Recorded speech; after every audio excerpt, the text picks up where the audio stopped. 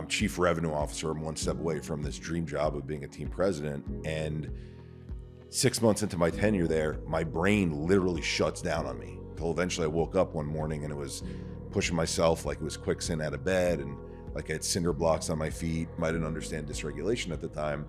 I think I'm just finding the best way I can picture it for people is it's like my brain is a soup. The soup is made of chemicals. They need to put the right chemicals in to make the soup taste the right way again. And in my mind, I'm going, oh shit, like, did they put the wrong ingredients in that the soup is never going to taste the same again?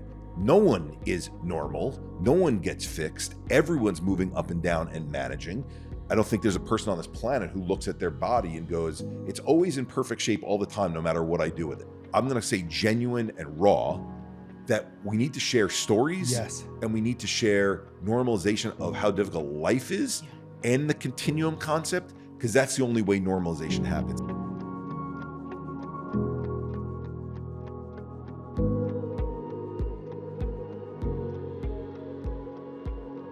Hello and welcome to the Endurance Show. I'm Neil Tricarico. And I'm Samara Tricarico. And we're so honored to have our guest today, Eric Kussin. Eric Kussin is a former sports executive turned mental health advocate and the founder of We're All a Little Crazy and the global movement #SameHere. After experiencing a debilitating mental health crisis that left him bedridden and hopeless, Eric discovered that the key to healing wasn't found solely in diagnoses or medication, but in understanding the body's response to trauma and stress.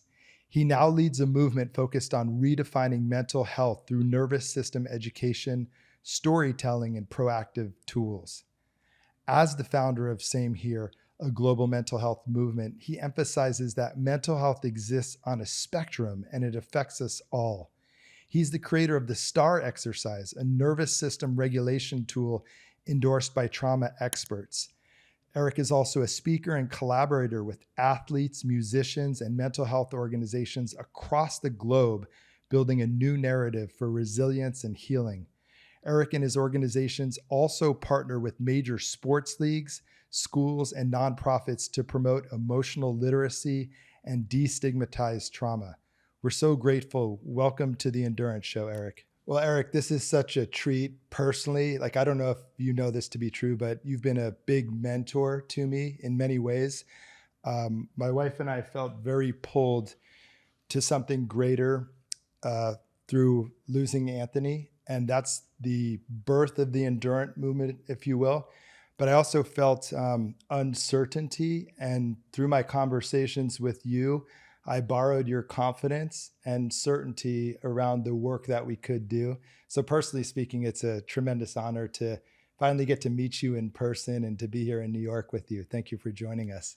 Oh, thank you. And I think you can only go and experience what you experience and then give it back to others. And so, you know, it's awkward being called a mentor in that way, but thank you for that because it endears me to you. And look, I mean, we're here for each other, right? Yeah. Like at the end of the day, it's about relationships, about helping people. So it is. And we're saving lives. And so just on behalf of Samara and me and the team, thank you for being here. So let's start with your story and like from the from the outside looking in, for, a young man, like the idea of success, or like if I could dream up what I'd want to be growing up would be, well, initially I wanted to be a race car driver, still kind of do. But if I could do whatever I want, it would be in sports, right? Yeah. Be a GM, be a coach, be a leader of some sort, be involved in sports. And you had that path and quite successful. So then everything came crashing down. So what happened? What happened with the crash, or what happened? And you tell me how long you want me to go, because obviously, you know, the story goes a while, but I'll do it in bits and pieces, and please feel free to interrupt. But yeah, I had the dream job out of college, NBA league office, and then started working for Chicago Sky and Phoenix Suns, New Jersey Devils, Florida Panthers, a team that's now won 2 Stanley Cups in a row. Went down there to work for the new ownership group that I saw vision with, and I saw that they wanted to rebuild the face of hockey in South Florida. So situationally, like for anyone who's listening, and is this topic of mental health for me? Is it not? At the time, I didn't know what mental health was, right? We're talking 2015. which is only 10 years ago, but in the grand scheme of how much has changed, it's a long time. And so situationally, I was single, meeting interesting people in a great apartment. The organization had a good relationship with Lexus, so I had a nice lease where I had Oldsmobiles growing up as a child and roll-up windows. And living on Las Olas Boulevard, going out, having a ton of fun. Oh, by the way, also with this great job. I'm chief revenue officer. I'm one step away from this dream job of being a team president. And 6 months into my tenure there, my brain literally shuts down on me. And, there's many ways that we can describe what shutdown looks like. But for 2 weeks, it was losing interest in pretty much everything outside of the office. And I think key there is to differentiate between in the office versus out of the office, because as human beings, we often get caught up in the thing that we do every day repetitively. If that's still clicking for us, even if all these other things start to wane, oh, well, we're still functional. And so that's the trap that I got caught in for those 2 weeks, until eventually I woke up one morning and it was pushing myself like it was quicksand out of bed, and like I had cinder blocks on my feet. And I get into the office and it feels like Grand Central Station in the office. Like everyone's moving a million. How am I going to answer questions? How am I going to field whatever, obstacles come my way today? And I knew that night that I had to give a presentation in front of fans, and we do suite presentations, 50 people at a time. I still go by that suite today because I'm friendly with the team and it brings me back to that spot. But we have these 50 people come in, and, right now, 10 years later, I can talk about Alexander Barkov and Jonathan Huberdeau and Roberto Luongo and what the team is doing in the community to build relationships, like all the things that would just roll off my tongue. But then these people are waiting for me to talk, and I'm like, hi, I'm Eric with the Panthers. It's great to meet you. And it feels like someone just turns a light switch off in my brain.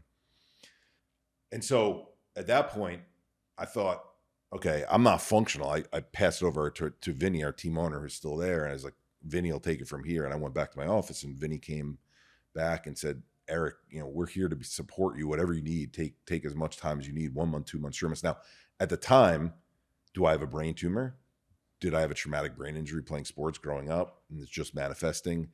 Did I have an aneurysm? As weird as it sounds, like, can I be actively in the middle of that? Is it this thing called mental health? I had no idea. Just when your brain is that dysfunctional, you don't know what's wrong.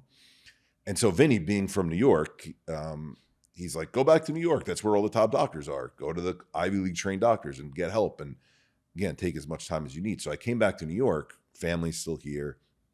Unfortunately, my size, my twin bed is what's available for me. But I went to who I thought were the top doctors, and the system is set up so that now, at the time, I'm calling it the system now, reflecting back on it, but I think I'm getting the best help there is, as each of them are giving me slightly different diagnoses. The low end of bipolar only, bipolar 2, or depression and major depression, or anhedonic depression, melancholic depression, PTSD, OCD, right? And it's like, based on the label, here's the medication that fixes that label. So now if you look at it in the context of how we as a society understand health generally, we get strep throat, we get bronchitis, we get pneumonia, and we go to the nice man and the woman in the lab coat and the stethoscope, and they say, here, the test came back. You're positive for strep. And then you take the bubblegum tasting liquid medicine and you get better in 2 or 3 days. So why wouldn't we think, when something's wrong with our brain and we feel lethargic and off, that, okay, it's the same thing. Find out the right label and then get the right medication for it. And oh, by the way, there's this thing called talk therapy that you do alongside it, because they work with each other. So the current system is set up for it to be med management and talk therapy. And that's your path towards getting better. Well, when you believe that's your path, then you feel like you're a flawed human being who just needs to find the right of those two. The right doctor on the talk therapy side of things who gets to know me, and the right medication that fixes whatever label I have.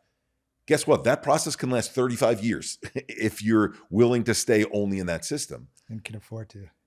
Yeah, and can afford to, exactly, right? Because a lot of these doctors now, because that system has been set up and that's been sold to everyone, many of them don't have to take insurance, right? And so, okay, you're spending $300 here in New York, $400, $500 an hour to meet with someone, and that's only if you're one doctor versus the other, the med management person versus the talk therapy person. So Now, in fairness, I didn't have family to support, so I had the money to spend at the time. Don't get me wrong, the funds went down after a while. And I'm getting passed from doctor to doctor to doctor. So during that time period, I did not leave my bed. And that might sound hyperbolic. Like my ability to function and have a conversation with people, write a text message, watch a show on TV and follow a plot line, there was nothing. I woke up every single day staring at the ceiling and my brain would go, I don't know why I'm here. Like, so we take for granted that our minds go, I got to brush my teeth because my mouth tastes gross, or I sweat during the night and I should shower, or I got an email to respond to. None of those messages were coming to my brain. No, I call them no original thoughts. And so in that pattern, what do? You take from the recommendations 52 different psychotropic drug combinations, right? So they're broken into categories: SSRIs, SNRIs, MAOIs, and tricyclics. The last two are the older classes of drugs.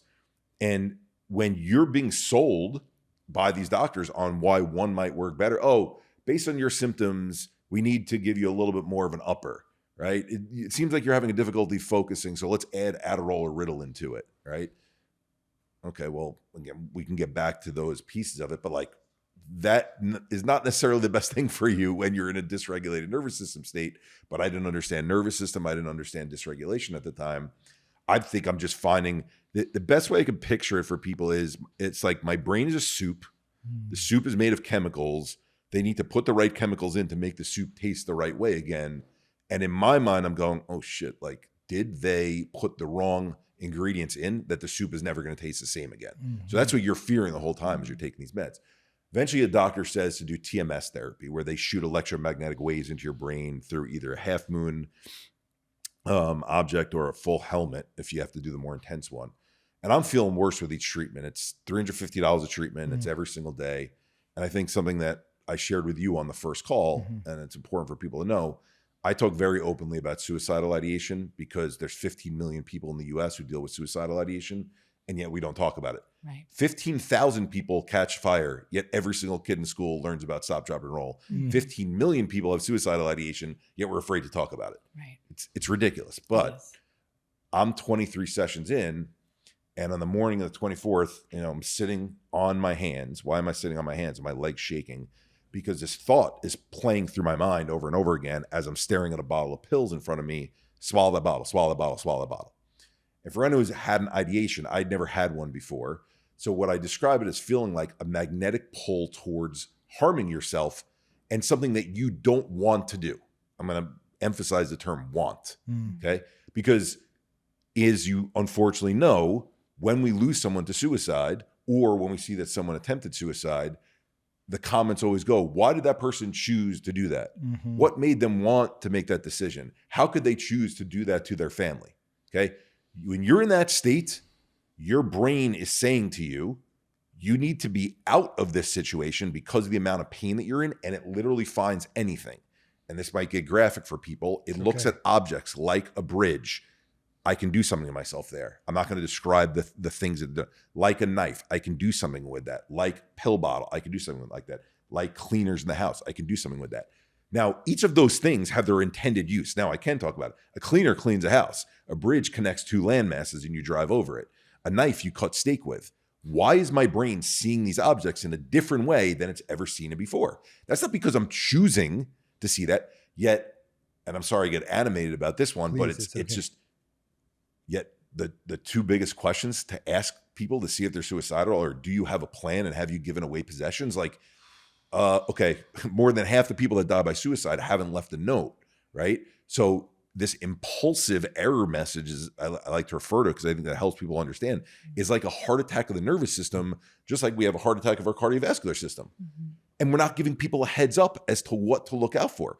So I'm in that place, I'm shaking, and I guess fortunately, it happened to me at 33 and not at a young age, right? And in fairness to you all, for anyone who watches this, when it happens to a young child and your prefrontal cortex is not developed, it's like two wrestlers in your brain for people who have an experience. Wrestler number one that's feeling the ideations is Kurt Angle, this strong, fully developed muscular wrestler. And you, who are the thinking part of your brain, are this wimpy kid who's coming in, who's never wrestled before and has no skills. And you're trying to find a way to at least get out of the ring. Maybe you can't beat that wrestler. So for me, getting out of that ring was finding my parents and going, you got to take me somewhere because I can't stop myself from that thought. And you look back on it, you reflect, I went into a psych ward. Wow, that's such a heavy term. I haven't shared this yet. I saw a still picture that someone posted just of a sterile psych ward. Mm-hmm. And what it brought back to me, and I didn't realize what I was holding on to because I spent 5 weeks in a psych ward. So I went to Cornell Med, which is supposed to be this top treatment facility center. The main psychiatrist, the attending psychiatrist, was a Harvard-trained doctor. And she looked at my chart and she's like, 52 meds, TMS therapy, your last resort is to do ECT. So ECT is electroconvulsive therapy. The movies call it shock therapy because you literally have your brain shocked into seizure, almost like as a hard restart. And I don't want to knock ECT, just the same I don't want to knock TMS. Different things work for different people.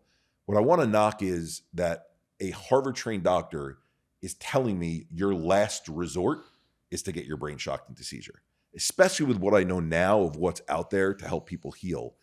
That's malpractice, right? And not in like the I'm suing them type of way. Sure. I'm just saying in terms of like, for someone to be forced into that essentially by this person that you're putting all your trust into because the hospital and the insurance companies are going to make money off of your brain getting shocked and you being inpatient for those 5 weeks. So yeah, I did that for 5 weeks. I'll skip the misery. We can talk about it if you want follow-up of what shock therapy is like. And I leave the hospital no better than I had the 2.5 years prior, essentially believing if Merck or Pfizer invents a miracle pill to pop me out of it, I'll get better. But if not, she told me last resort, so there's nothing else. So where the story finally changes is my parents are both educators. So my mother's a language teacher, father's a principal. And so they go to all these continuing education courses all the time. And it's topics I have no interest in. And so they go to this one course. It's called integrative breathing practices. I don't know what the term integrative means. I've never done a breathing practice before, so I don't think much of it. My mom runs back from the course that night. She's like, Eric, we met this Dr. Donna. She's a psychologist. She treats differently than all these other doctors. She can help you. We can't explain it. My neck was hurting and she did this breathing thing with me and my neck doesn't hurt. And I don't even believe in that woo-woo stuff, but she says she can help you. Okay. So I go just like this. I'm sitting on this couch. She's sitting on that couch and she references a couch and she says, Eric, the couch is your one person stage and I'm your one person audience. And I got one question for you for the next hour. I don't want to ask another question just as much as you're having me talk right now. She's like, Eric, what's the story of your life as you tell it to yourself? It's an important piece at the end of it because you could have watched my life and had a completely different interpretation. Sure. And she said, no rules. You could say the good, the bad, the ugly, the great, the awful. You could look at the pillow, look at the wall, punch a pillow. You could curse. There's no rules. And she just sits back and waits for me to talk. And what came out of me in that 50 minutes, which will take me 2 minutes to tell you now, is that I'm the middle of 3 boys. I remembered some early memories when you're 4 years old and getting certain toys from your grandparents or whatever. And then I get to 9 years old and my older brother, this is what my next 14 years look like. So he breaks his femur bone in a sports accident, put into a body cast up to here for a year, has to be homeschooled because you can't move in that body cast. Heals from that, goes back to school, gets diagnosed with ALL, which is a children's form of leukemia. And in the late 80s and early 90s, there was not great prognosis for it back then, the way there is now. So dicey whether he's going to live through it. But 5 years of the chemo and radiation, he goes into remission. We're all celebrating. A month later, he's in a Jeep Wrangler with his friends, open top, no seatbelt. He flies out of the car, lands on the parkway, cracks his head open, orbital bone, loses partial vision in his eyes, in ICU for a month. Heals from that, goes to college. He went to Cornell before I did, so he is feeling a pain in his knee his junior year. They do all the sports medicine testing. That comes back negative, but the blood tests come back that he's growth again, and now it's cancer like it was from childhood. So they have to give him a stronger dose of the chemo, which fortunately 10 years later, the chemo drugs are stronger. So it's doing a good job of lowering the white blood cell counts. To give him credit, he goes to Hofstra to law school, makes law review as he's getting the chemo treatments. Wow. But I'm up at school now. I get a call from my father, come back downstate, and you got to come to the hospital because Todd's got 105 fever. So we meet him at the hospital and 105 fever, find out he's gone into septic shock from the chemo treatments. The organs are attacking themselves. Septic shock, he falls into a coma. And now, like, talk about just, again, how practitioners say things. I remember the social worker saying, you have to be prepared for the worst. This is one of those scenarios where, like, no compassion, no anything. Like, And what the doctor said, he may be a vegetable the rest of his life. Like when you hear that, so for 3 months, I'm going back and forth, driving school back to check in on him. My parents are living at the Ronald McDonald House. 3 months in, he wakes, full cognitive faculties. Funny part of the story that breaks up, he asks if the Yankees won the World Series. First question that comes to mind. You're like, of course not. Right. Well, no, they did. It was 1999. Come on. All right. Different era in that 4-year run. Or four title run. Yeah. But so, all right, everything's getting better. Well, his kidneys now fail from being in the septic shock for so long. So he needs to go on dialysis. Everyone in the family's tested to see who's the closest match. My father's donates a kidney to him. That's all successful. And then I get to the NBA, get this dream job. Okay, I'm now focused on sports world. And 3 of my close friends pass away in successive years, like all my age, 22, 23, 24 years of age. So Donna, the psychologist, stops me. And I think this is the key takeaway for everyone on a long story like that. She's like, what else happened to you as a child and a young adult that impacted your mental health that I need to know about? And I interpret her question. I'm a skeptical thinker. And I go, what are you talking about? Like, you asked me to tell you about my life. I told you some good things. I told you some challenging things. I started at age 4. I got up to age 24. From 24 to 33, I was running sales for the Phoenix Suns, New Jersey Devils, and Florida Panthers. My brain was fine. Like, what do you mean impacted my mental health? And so she's like, well, you just gave me 50 minutes. I have 10 minutes to explain to you what actually was going on in your brain. And the analogy that she gave is phenomenal. She said, if you were an NBA executive and you were entertaining clients in the front row, and these NBA athletes were running up and down and the sweat was flying off them and hitting your suit suit would be all sweaty. You'd go home after a 3-hour game, put your suit away for the dry cleaner, take a shower. No one knows you were sweat on the night before. She said you had a front row seat, but a front row seat was for the game of life. And the game of life is represented by your brother in a muddy wrestling ring and your friends in a muddy wrestling ring. And every move they made to stay alive, the mud was splattering and hitting you just like the sweat from the NBA players. But you were so focused on everything else in the arena, which ultimately I ended up realizing was my own sports career, my own working in professional sports, right? So when I say sports career, meaning like playing sports growing up, like what you talk about with Anthony, with playing on teams. So I was so focused on everything else that was keeping me above board that I didn't notice that the mud, I knew that the wrestling matches were taking place, but I didn't notice the mud. She says that mud is called chronic stress and trauma. Okay, so we've heard the term trauma before, but now where she dives deeper, she's like, those made physiological and biological changes to the connection between your brain and your body, structures in your actual body that started to get impacted, which is why you're feeling how you're feeling.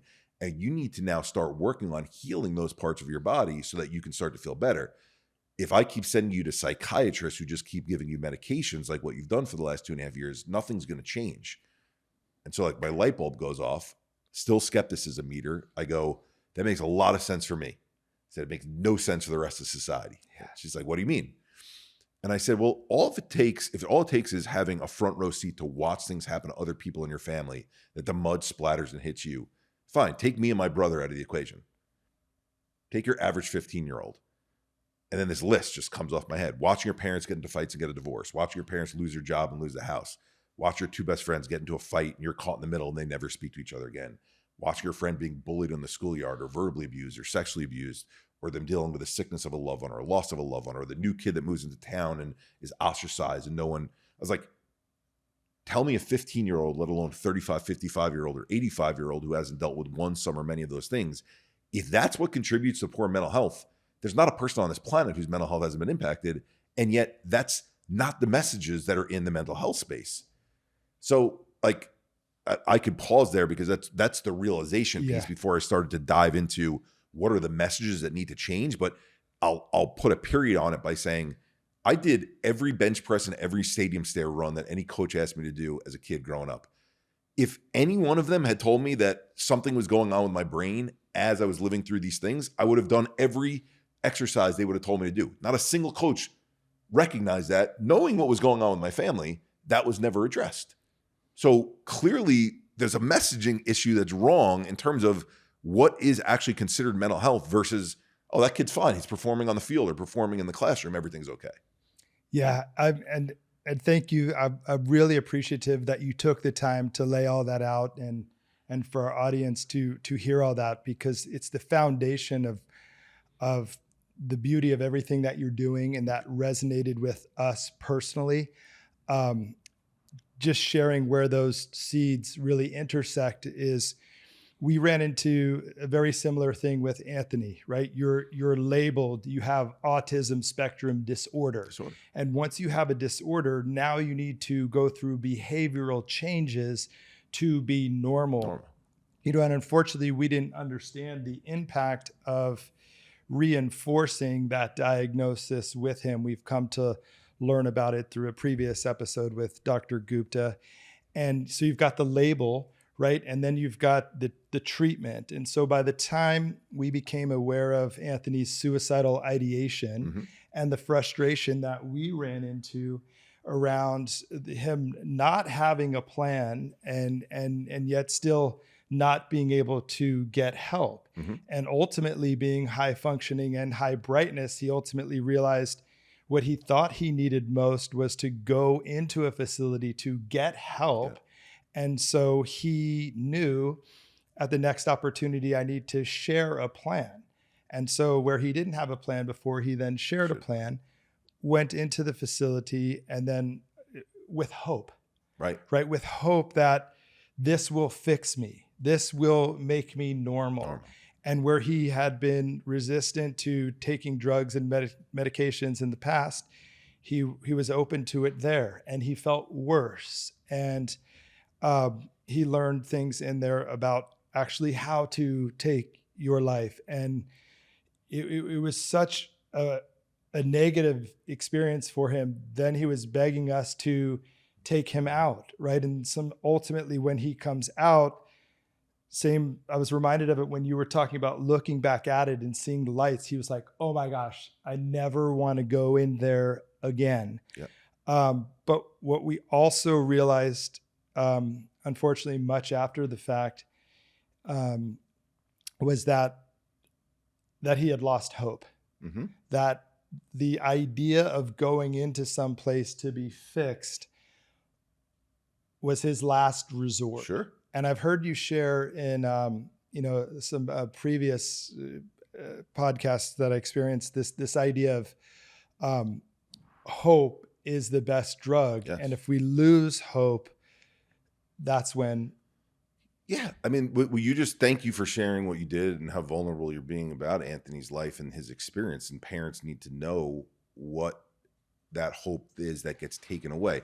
And I hope you know that doesn't mean from me saying what you guys did, meaning what the system set up. Without question. Right? Yep. And you tried to get him all the help you could by bringing him to a top treatment center where you think that that's where that hope is going to be.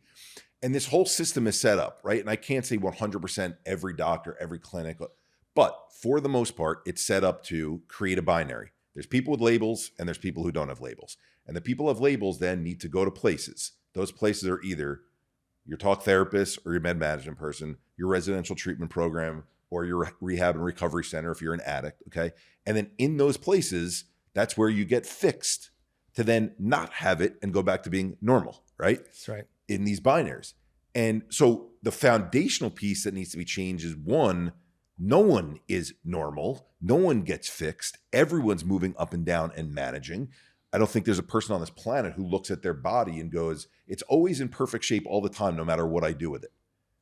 Why is that understood with our body, yet with our brain, that's not understood? And I know there's comparisons, but I think with physical and mental all the time, but the deeper dive into the physical and mental is so needed. Like you look at your body and you never go, my body is 100% healthy, whether you have a hangnail or a splinter or you sprained your knee. Like we have dings and nicks and we're constantly having to work on it.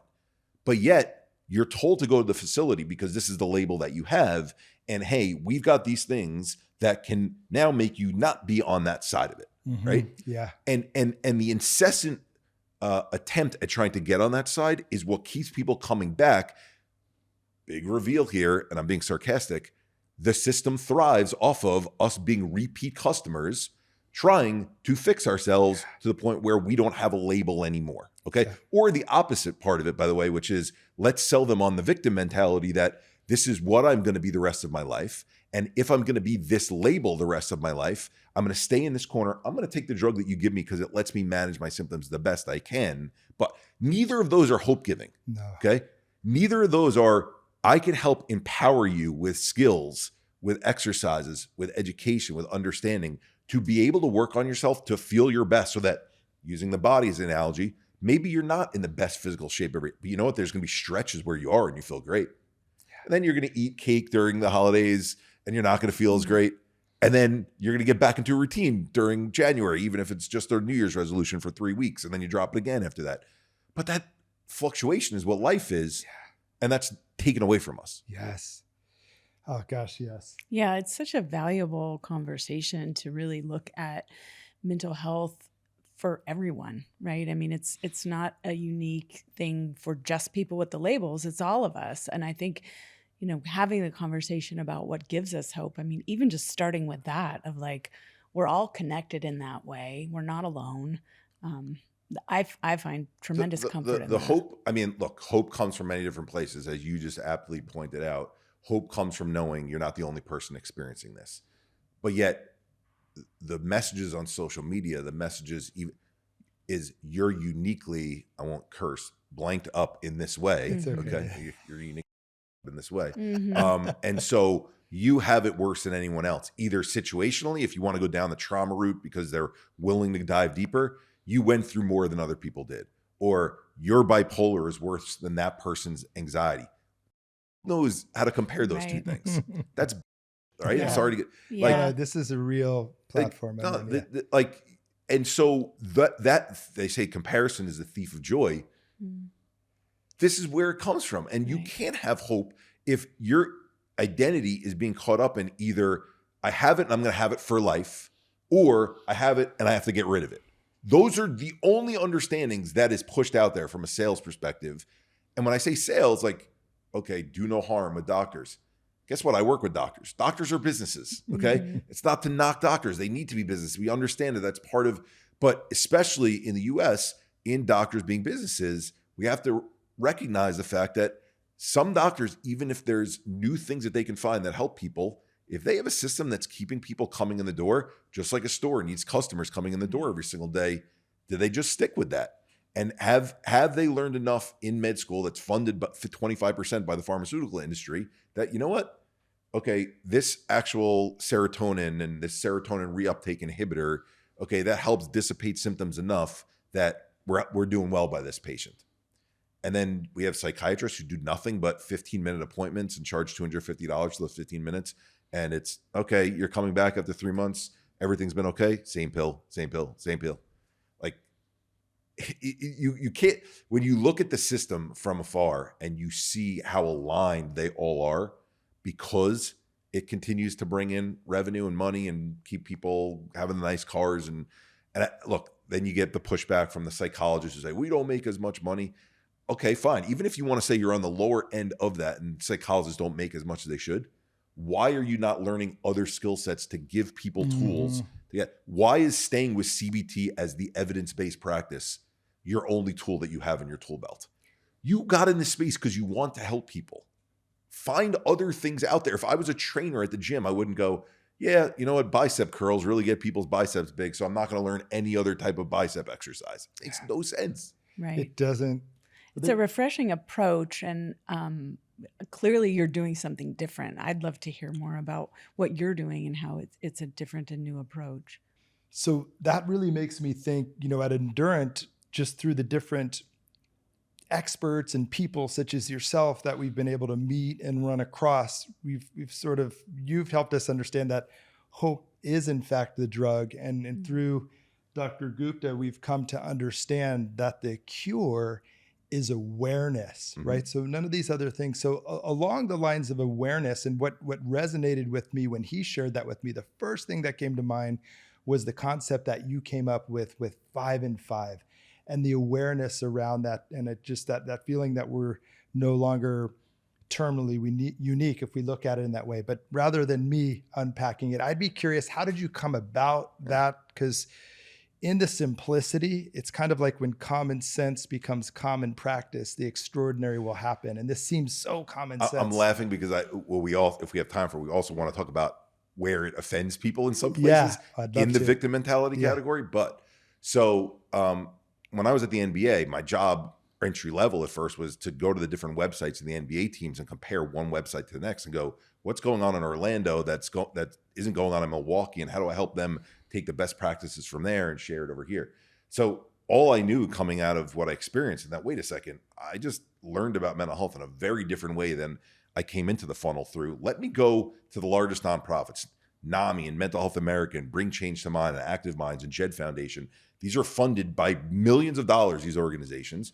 And let me see what their messages are. And if there's one organization that is talking about it the way that I just came to understand it by this amazing doctor who helped me, I will take my contacts in sports and hand them off to that group. And I'll go back in sports and be the selfish guy who's filling arenas. Okay. And I'll feel like I've done my debt to society. So I'm going to all the websites and I'm creating spreadsheets, and I see three main messages that are on all the websites that are consistent across all of them. This is 2017.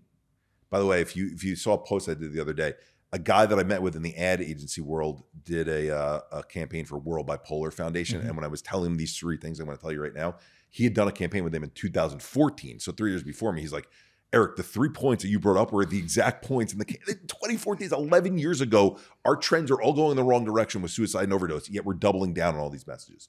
All right. So the first message I see is they all start with the statistic, 1 in 5 people are mentally ill. So if you want to believe that they're all altruistic and this is not any type of influence by pharmaceutical, that this message helps in some way, you'd say, okay, 1 in 5 means that 20% of people are dealing with something, so you should check on your mental health.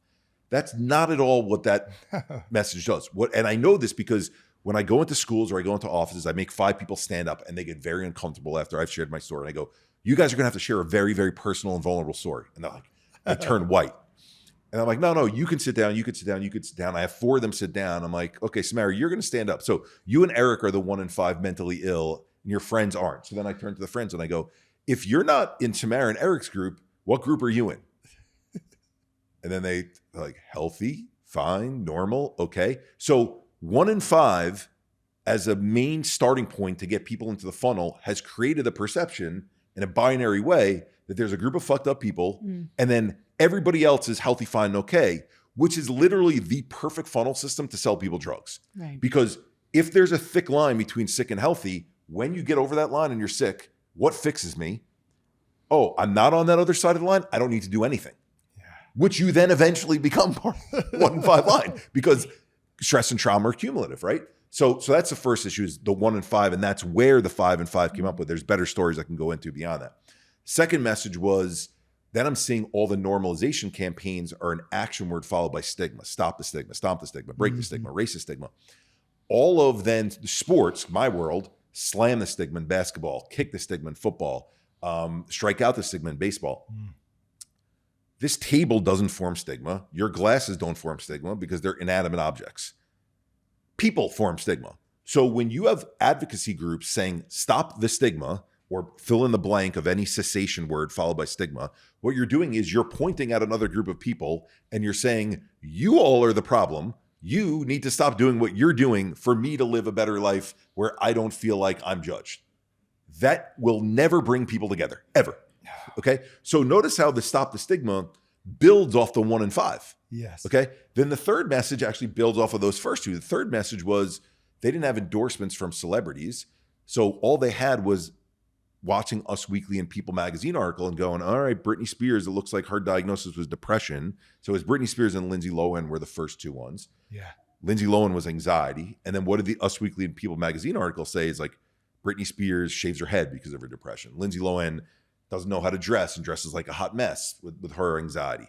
So now, okay, I come to a website or go to a press release and I want to learn about if this mental health thing applies to me. And the messages are, it's for 1 in 5 people. We need to stop stigmatizing that poor group of people. And if you want to know if you're in that poor group of people, do you run off the basketball court in panic attacks like Kevin Love? Do you say crazy things about your family and think you could run for president like Kanye West? There's not many people raising their hand going, yep, that's a part of the group that I'm at. Yeah. But the industry loves that binary because, again, have it or don't have it. And then if I have it, I got to do something about it. So I was sitting at a podcast, but kind of like this, when we first launched back in end of 2017, and Theo Fleury, the hockey player, there's a couple of athletes that were there with us. And this woman, Marla Diamond from CBS, is interviewing me. And she's reading that same statistic. It's like, Eric, according to the National Alliance on Mental Illness, 1 in 5 people have mental. Is that the reason why you're bringing, this idea to the surface? And I just, at the same time, Theo, who's not even being interviewed, he's on the other couch. We just look at each other and go, it's not 1 in 5, it's 5 in 5, right? And it's like that birthed that idea. And it's the pharmaceutical industry. I know because I see the suppression. Like when you see, I have the screenshot of it so you know that I'm not BSing.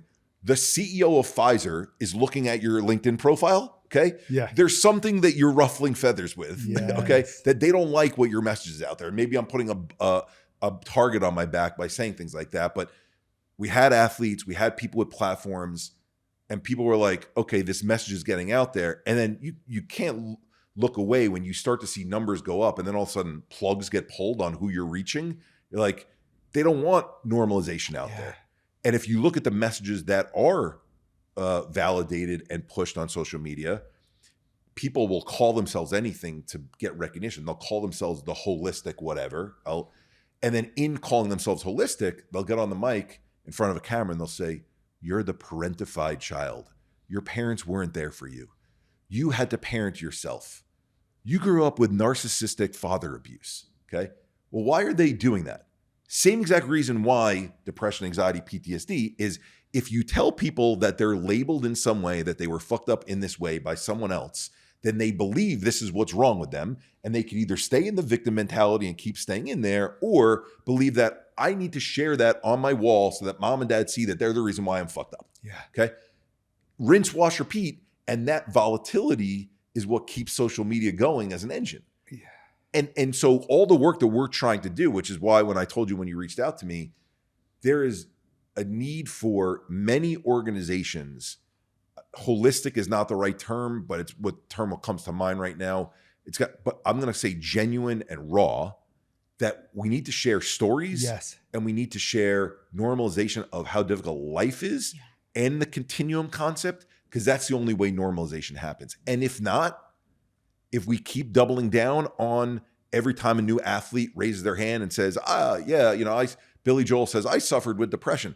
That doesn't help the story, okay? No. What that does is it feeds the engine that already exists. And then people go, well, he's part of the 1 in 5. Well, she's part of the 1 in 5. That doesn't change anything. It doesn't. And it just divides us more and more. I'm so glad we have you when we have to expand upon and understand these other two points as well. And it also kind of brings me back and ties me back then to the mud splattering. And it's almost like that frog boiling in the water. Like the way you've described it, it's only happening if the frog's being thrown in the water and then jumps out. But the mud splattering is like the compounding of all these things. And I just share with, really for the first time, how much the story of the mud splattering resonates with me because, we've lost Anthony recently in the last year, 15 months or so. And quite recently in the last 10 days, unexpectedly, my father was hospitalized and he's 83. We've come to know that he has cancer. Okay. He has metastasized cancer on his liver and it's quite serious. Mm-hmm. But what I've been feeling for the last 2 weeks is like, I can't think straight.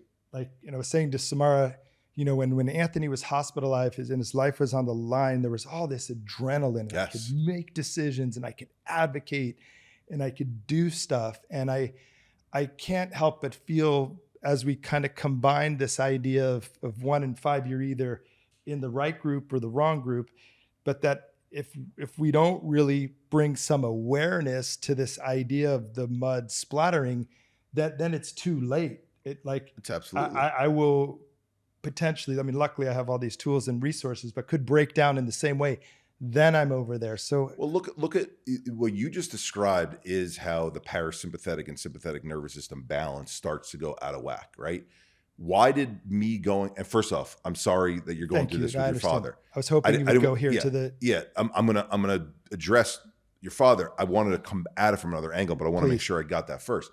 Is when I shared at the beginning with that mud that I was focusing on everything else in the arena, that's because we get a dopamine hit from the enjoyment of playing sports when we're a kid, or being in the band when we're a kid, or being in the drama club when we're a kid. That dopamine hit takes us out of our body and the sensations that we feel when we're going through something awful, and the adrenaline towards, we got a big game coming up. I got a big match coming up. I got a big concert coming up. That's what keeps us afloat, being able to ignore this. And so when you lose your son, okay, I saw this with my dad, with my brother getting sick. You rise to the occasion because your body needs to it, because it goes into the fight flight mode and it goes, all right, I'm going to fight this thing and I'm going to make sure that we get through this. And okay. Well, the compounding effect of your system constantly being in that sympathetic nervous system response is now these structures in the body start to break down. The vagus nerve loses tone. The brain gut connection starts to go off. The meridians start to constrict and we don't have energy flowing throughout our body. That's when you start to feel the foggy brain and the cognitive distortions and all these things. But that's not taught to us. And so now you as a human being who's even well attuned to your body now, but you're looking at two situations that were stressful and you're saying, why in one situation did I rise to the occasion? I was clear and I was able to get my family through this. And another situation where I should be doing the same, I can't. I don't understand the difference between those two. And that's because we're not teaching people how the accumulation starts to break us down. And back to, I think it was Dr. Gupta that you said, awareness and education is the only path through this. We taught kids in the 80s and 90s about jump rope for heart and hoops for heart. We taught kids that plaque builds in the arteries. If you think about how fucked up that concept is for a second, in a good way, we taught kids that at 60 and 70 years old, they may die of a heart attack or a stroke because plaque builds in our arteries. And no one feared that scared the shit out of them. Instead, all of us ended up going, all right, okay, for the next 50 years, I got to do something and not be a fat ass and sit on the couch. And I'm not trying not to be me with fat ass. I'm using that as a painting with a broad brush. I can't live a sedentary lifestyle and not move. Something, even if I don't care what I look like in the mirror, I know this stuff is building silently and I don't want to die at 60. I'd rather die at 80 or 90 and live a longer life. So I'll walk around the block a little bit or I'll get on the treadmill a little bit. We ingrain that in kids' heads at a young age and it stuck with them. But we do none of that for the accumulation of stress and trauma in our nervous system. And it's so missing the boat. And when you see that, you look at the trends now, when I say suicide and overdoses keep going up, it's because the eye is off the ball of what we need to do. If we're going to keep putting people into categories and give them medication, and we're not going to awareness and education of what's happening in our system, why do we expect deaths to go down? They're not going to go down. They're not. How do you think we break the stigma? So I think we break the stigma by first, don't hate me for saying this, not talking about stigma, right? Yeah. Okay. Talking about the collective, talking about the 5 and 5, and bringing people to a place where there's an understanding of how the accumulation builds. Mm-hmm. If you start to bring rooms together where through radical vulnerability, you open up people to the idea of how they're part of that overall 5 and 5 group, now their wheels start turning in their brain, their mirror neurons turn on and they go, the kids who sat like this, or you see it in assembly programs or like this, if you have a presenter who's up there who's talking about their bipolar journey or their addiction journey, there's many celebrities that talk about their addiction journey and get paid $15,000 to $30,000 a visit to do it. Again, just like the Billy Joel thing I was saying before, you're going to get kids who have no interest in that story because the label they don't think applies to them. But if you get people, radical vulnerability, talking about when my son was struggling with this in his life, okay, when I was struggling with this because my dad got diagnosed with cancer. So now take a zoom out on my story, the specificity of it. Talk more generally. A sibling being sick, a family member being in the hospital, someone needing a organ, okay, someone being in an accident. Do you know a human being who has someone in there who doesn't have one of those things that's gone on their life to someone in their family or friends group? That's what brings people together. And then it makes people go, oh shit, I'm part of that group. And then when they say they're part of that group, then they go, I got to do something about that. But if we don't enter the conversation that way and we keep putting up clinical psychologists that get up there and go, here's a DSM-5. And the definition of depression is when you have 5 of these 20 symptoms for 2 weeks or more, that's what we need to look out for. And I'm sorry, this is going to maybe ruffle people's feathers. When the default common education is to do mental health first aid, which is that exact model, which is teaching people what to look out for in others instead of the radical vulnerability of what do we look out for in ourselves, we're not getting any better. Yeah. Okay? Like the concept of first aid means CPR in your mind of other people. No, you. What do you need to do? Right. How do we bond together and talk about how we all are and go through a lot of things? Right. So it's the community of people offering vulnerability, offering an invitation for vulnerability. Yes. And in that, you find the connection, the universal experience of life. Yes. That we all struggle. We all have trauma. We all Yes. have pain, and we all have growth. Yes. And unfortunately, as you guys will experience as you're building the platform, social media does not like that message. Mhm. So what you're building, there's no opportunity to create that safe space for honest back and forth dialogue where that goes viral or where the amount of people. So if in your sphere of influence, right? And this is where like you have to be honest with yourself as a human being and go, why am I doing this right now? I'm doing it on behalf of Anthony. Okay. And because it gives me purpose as a human being to help other people. Okay, well, what does that come with? Wanting to help more people. What does wanting to help more people mean? If you put it in black and white numbers, it means I want to help more people, the numbers of people I want to help, right? And all the BS when people say, if only this helps one person. I get that altruism. That's not why people put things out there. Because yes, it's nice to help one person, but you keep doing this because you want to help more than one person. Yeah. So let's be honest about it and then say, it hurts when you put your heart out there and you want to help as many people as possible and you are coming from a real place. And yet social media goes, sorry, that's not going far. So what it's going to take is what you guys are doing it through podcasts, doing it through email lists, doing it in person, which is why we do so many trips from Korea to Houston, right? Of getting in front of large crowds and having these conversations and not being upset if those 3,000 people in the audience don't become 3,000 new followers on social media. But knowing that you made an impact on 3,000 lives that day and that you're collecting impacts on lives as that continues to grow, that's the only way this changes. Having people who truly care about the betterment of other people and not that it totally reflects in what my social media number is. What you're saying is, if we can each find our authentic voice, that we'll find that we have a similar message. Yes. And yes, it might not be sexy and it might not get all the hits on social media, but I think over time, I think we're all looking for that connection and that opportunity to be authentic and to be real and to shed our masks and to, step out and show our true colors. And really underneath it all, we're beings of light and we're all connected in that way and we need each other. It's one big tribe sometimes. I don't know if that word's controversial. One big club, right? Mm-hmm. Now, with that being said, as you get to that point where you're helping people see that, there's two groups of people that you're going to meet in every room. There's a group of people who are ready for that. And they've been saying, wow, Samara's coming in the room and I've wanted there to be this radical vulnerability. And I'm so drawn to that message. This is awesome. And I have Tibetan singing bowls in my office. And so she's speaking my language. Right. And then you have the people that go, I am so much more comfortable in the spot that I'm at because they don't want to be taken out of that spot because it's the only way they've been able to create safety around themselves.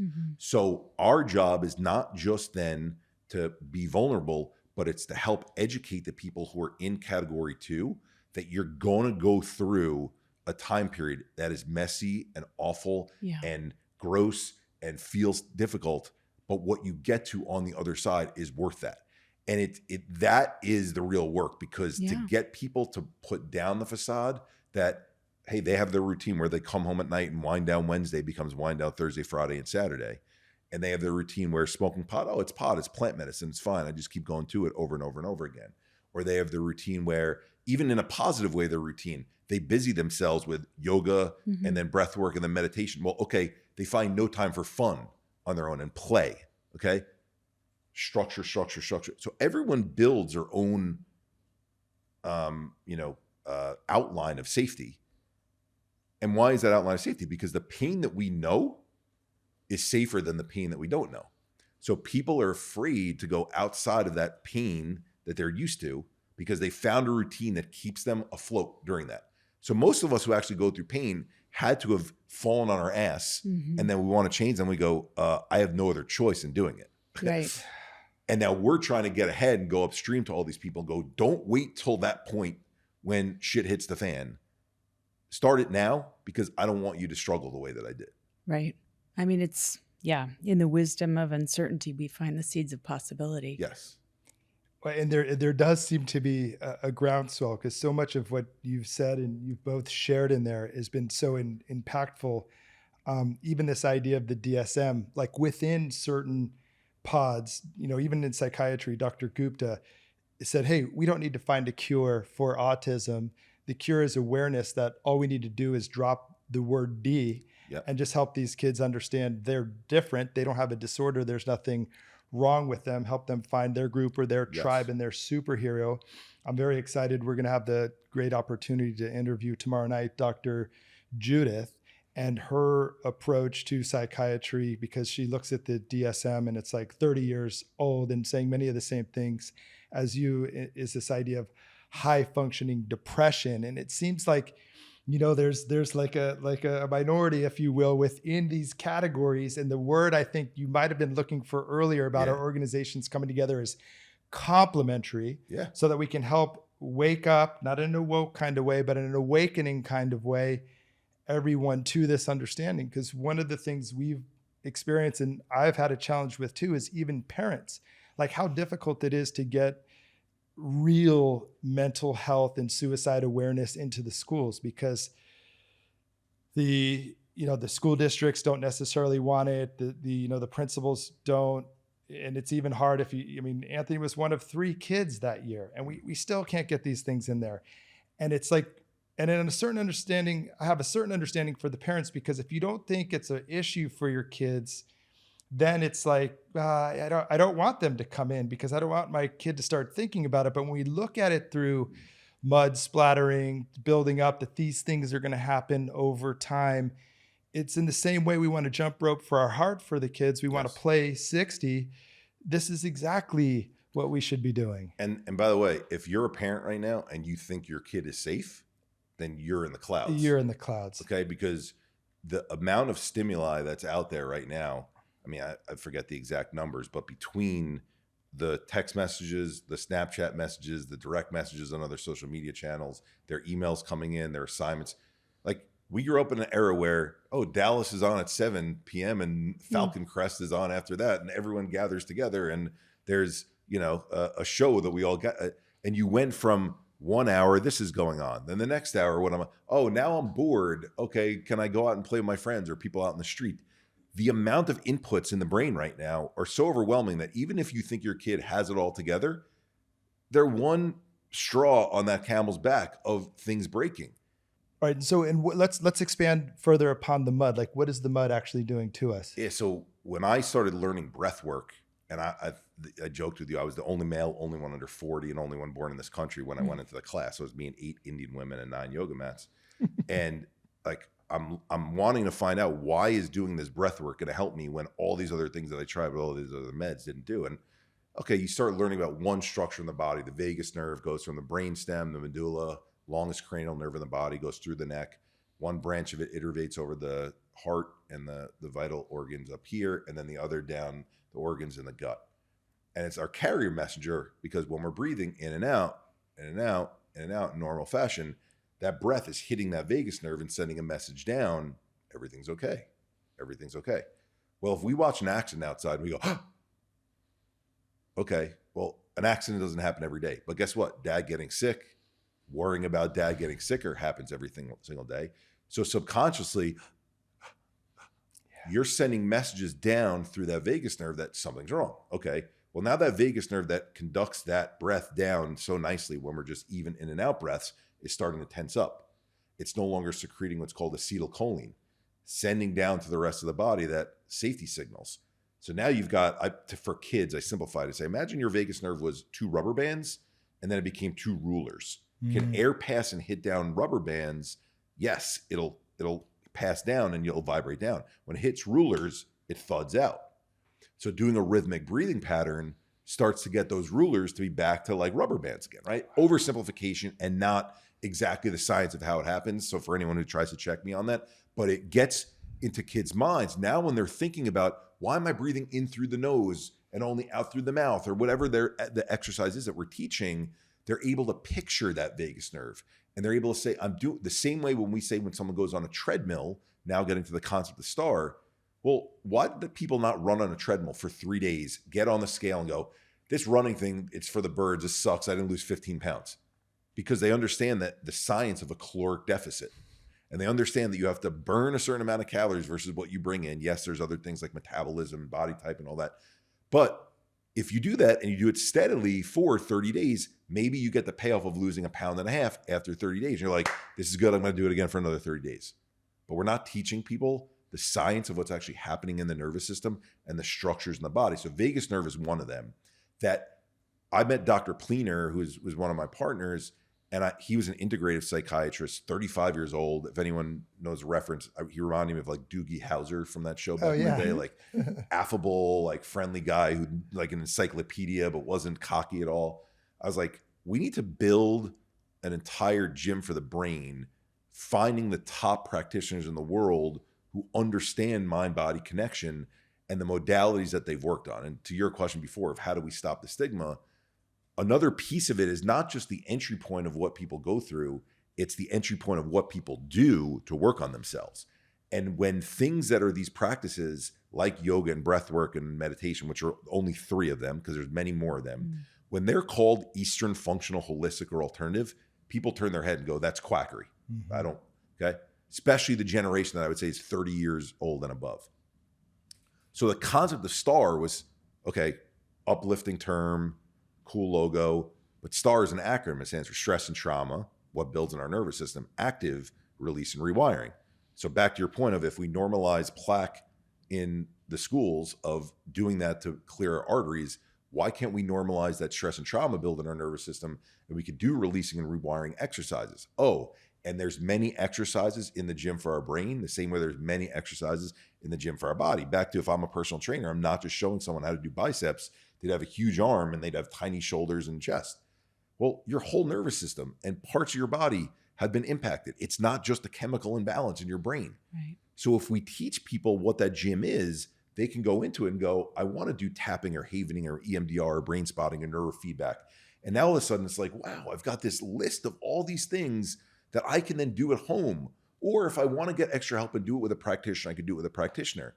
But where we're taking STAR, hopefully to the next level, when I say hopefully because we're doing it, but before it becomes like a global type of brand, and I'm not saying that like an entrepreneurial way, I'm saying that in an acceptance way, because where mental health help has grown, the little bit that it has is, okay, it started as med management and talk therapy.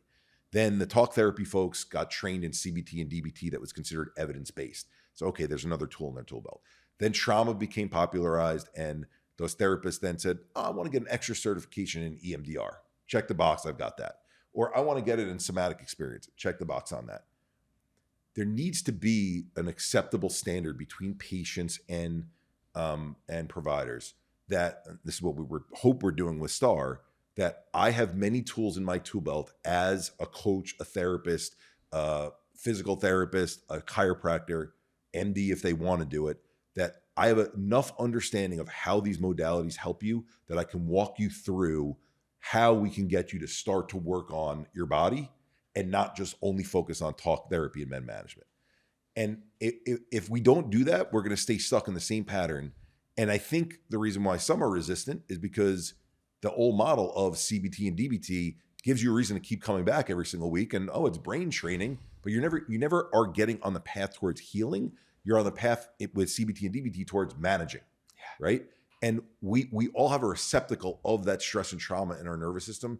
That receptacle, we need to lower the water. We don't need to just keep skimming the top of the water off so that we don't fall apart. We literally need to lower the water line. So I don't ever say healed as if the water line goes completely to the bottom. Right. We have to heal more and get to the source more. So the water line goes down so much that when dad gets sick, it doesn't make us fall apart. Yeah. And we're not there yet. We're not even close to there yet.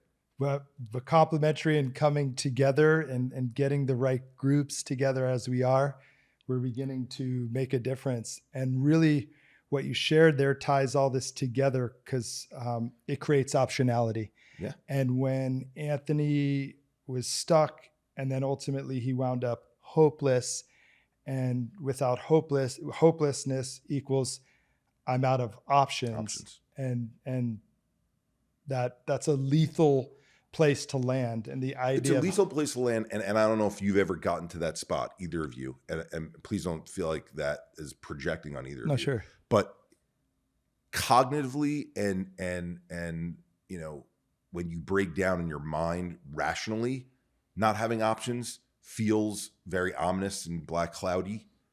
But when you're in that phase where your nervous system says I'm out, and you don't have options, and you compare you pair those two things together, that is the most lethal combination. That's the lethal because your brain is going, nothing feels like there's any lift that anything can help me. And oh, by the way, I've been told I've tried everything. So even if I could get out of my own headspace and believe that there's things that are there, I can't. Well, no one's even shown me that there's things. So it's two things on top of each other. Oh man, that's stacking. Well, I mean, Eric, you just didn't go through something yourself, but you've taken this rupture and created this shared mission that talked about being called to something greater. We wound up in your force field, and obviously same here, wasn't born as a business plan. It was a survival instinct. I mean, take us back to that moment and tell us how all this came about. Yeah, it was the website thing, right? It was me going, I want to help people. What's the best way I can help people? I have contacts in sports. Let me help these messages get wider. And then when you see the gaping holes that are there and that no one's stepping into those holes, it's almost like you feel a calling for it. And what I'll add to it, because it didn't share it in the last time, is you go into sports as a kid, as an athlete, and you're like, this is the dream job. And then you're getting calls on the phone from people because now you're back working again and you have the opportunity to go back in it. And like, you don't have to, I don't have to tell you how hard it is when you start a nonprofit. Like, money's not just like pouring in. Like it's not, it's the opposite. It's coming out. Yeah. You're basically, you're a volunteer who pays to be a volunteer, basically. Exactly. But I would not trade a day of what I've done. The Panthers just won 2 titles and I have 2 rings on my finger if I went back there. I would not trade what I do every single day for going back into sports. And I never, at 17 years old, 18 years old, would ever have been able to say that, because my dream job was to do that. And I experienced that. But the drug that you get when we talk about drugs of hope, another drug is the ability to help other people, is the greatest drug on the planet. Even more, like, hope is that gets us out of dark places.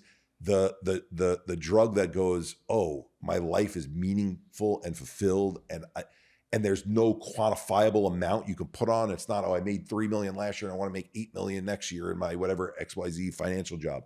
No, this is like, you cannot put a number on it, and each new person you help is filling your cup that much more. It's an amazing thing to be able to do every day. It's so profound. And we've really resonated with this idea of this ripple effect that has happened through our experience of losing Anthony. And in fact, being blessed with the opportunity to connect with him on the other side, and to understand that we're capable of taking this small amount of pain that doesn't feel so small to us to have a ripple effect in a profound way. You know, I'm curious, what ripple are you chasing now with Same Here? What's next? What are you guys up to? I mean, next in the terms of, I mean, this is still ongoing, but yeah, I mean, so it took 5 years to piece together, we call 3 train cars. So the nonprofit organization, then there's a for-profit organization called 5 and 5. You're like, okay, well, are you altruistic? Why are you in this? No, our board chair of our nonprofit said, if you're going to build technology that's scalable to help people, you cannot do it in a nonprofit umbrella. So we created Same Here Scale so that people understand what the continuum is off of polyvagal concepts, and they can start to use something to track the changes in their mental health. School teachers to students, coaches to athletes, or me to myself checking in, and then have exercises to do. So Train Car 1 of the nonprofit and the megaphone of athletes and celebrities talking about it and normalizing it needed to be paired with Train Car 2, where, okay, we took some of the programming that we were doing in the nonprofit and we put it into the for-profit so that we could justify taking funds from, when we work with JP Morgan or when we work with the Dallas Cowboys, that's for-profit money that could get invested into the development of the app. Haven't taken an investor because we don't want to be corrupted by people who say it's all about the money, and then all of a sudden our mission is gone. The third piece is the clinical piece, regional psychiatry, to say, okay, if we get people into the funnel and they're working on themselves, but they need the extra level of care, and in regional psychiatry, everyone is trained in the STAR concept. So now you come into a clinic where instead of going, who's the MD, who's the psychologist, you go, everyone has all these tools to be able to help me. That model then, what we're doing is spreading that out wider. So we just got finished with meetings in Mexico City with their government, their top psychiatrists and psychologists there, and this company called Mente Connecta. So bringing some of our technologies together, doing things with the U.S. military. You mentioned being out in Korea, and so being able to spread our wings a little bit more internationally. But here's the honest answer. There's 8 billion people on this planet. We all need to help. So I can come up with all these things saying that we're doing, and it's really cool and wow, awesome. But this is just work that we're going to all be working for the rest of our lives, because we're not going to reach those 8 billion people in our lifetime. We have to, and for every organization out there that thinks that you're going to be the mental health charity, I won't say their names, it's not a reality. The reality is we're each going to help in our spheres of influence that we can. And maybe your brand will take on a great presence within the space, but it has to be done from a place of, if I keep helping more people, let everyone else help their people in their way as well, because a couple people together can't help 8 billion people. Amen, brother. And something really strikes me about what you're saying, and I don't think we need to be apologetic about having some for-profit arm. Yeah. It really makes me think of Anthony, and Anthony was an entrepreneur, and he, I don't know, jokingly get out, he called himself Profit Man. And so he initially he was making lures, and he sold lures, he and his buddy, and he realized, okay, well, there's not a lot of profit in this. I'm not making money. So then he started to sell merchandise for that lure company. It's like, oh, there's profit in here. I could make money. But the key point was not making money, was that he wanted the freedom that came from the ability to provide for himself. Yes. And if we're being very real with ourselves, the idea of a nonprofit is so very important, because it helps others and it allows others who have money to contribute.